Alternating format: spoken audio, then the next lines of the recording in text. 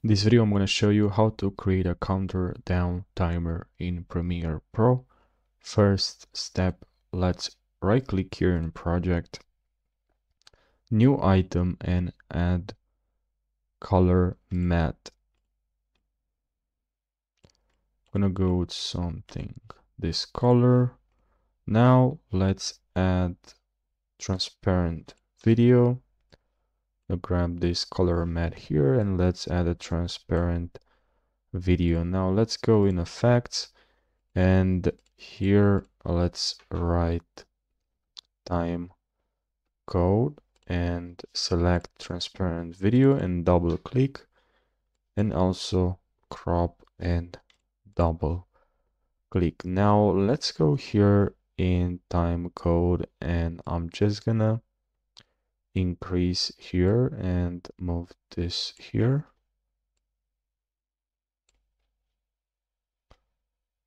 And now first I'll disable this field symbol, and the next step, what I'm gonna do is just change here to 30 non-drop frame. And now the next step is, what do we have to do is here, let's change to generate, which now will count as like this. And now the next step, let's now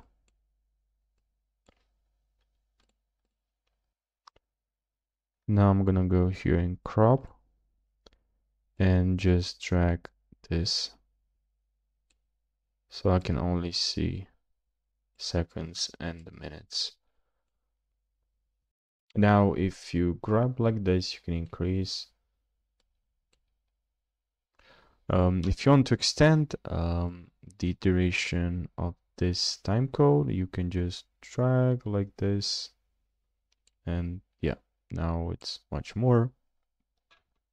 But another method to create a time code, which is quite interesting if you just want a simple time code, nothing special and pretty fast also, is if you go to export, and I'll just remove this time code.